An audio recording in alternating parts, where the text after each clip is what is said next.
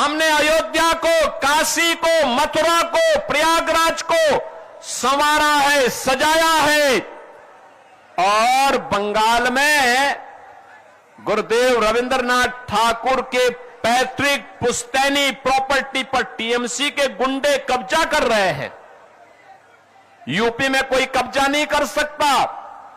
UP में कब्जा करेगा तो उसे मालूम है उस गुंडे और माफिया को कि उसकी 7 पुश्त की पूरी प्रॉपर्टी को सरकार ले लेगी और फिर उसको गरीबों का आवास बना देगी। और इसीलिए बहनों और भाइयों, मैं आप सबसे कहने के लिए आया हूं, आज आपके पास अवसर है।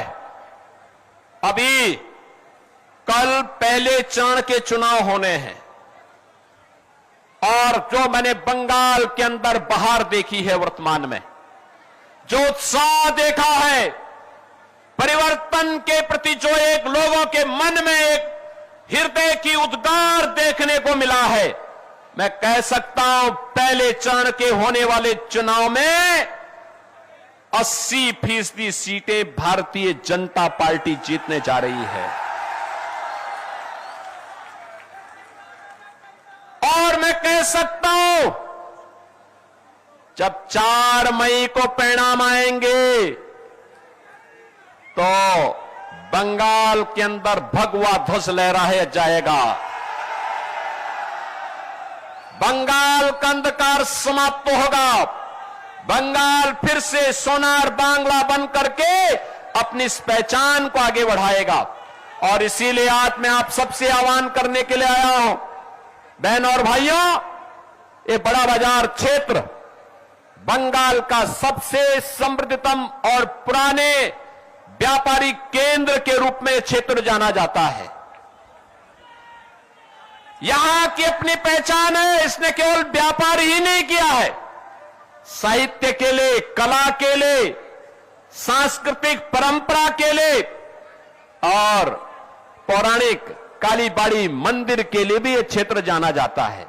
और इसीलिए आज मैं आप सबको आह्वान करने के लिए आया हूं कि बहनों और भाइयों, हमें बंगाल की अस्मिता को बचाना है।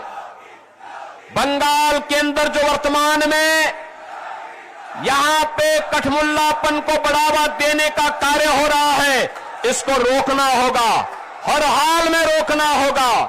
और इसको रोकने के लिए आपके पास भारत के लोकतंत्र ने जो ताकत दी है, इस ताकत का इस्तेमाल करिए, इस ताकत का सही इस्तेमाल करिए।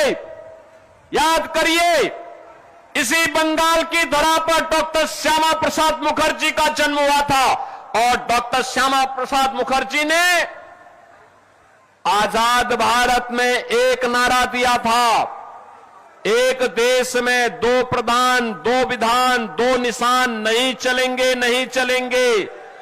याद करिए, भारत की आत्मा पर प्रहार किया था कांग्रेस ने धारा 370 के माध्यम से। और डॉक्टर श्यामा प्रसाद मुखर्जी जो भारतीय जनसंघ के संस्थापक अध्यक्ष थे, उनके सपने को साकार किया है प्रधानमंत्री मोदी जी ने। प्रधानमंत्री मोदी जी ने साकार किया है।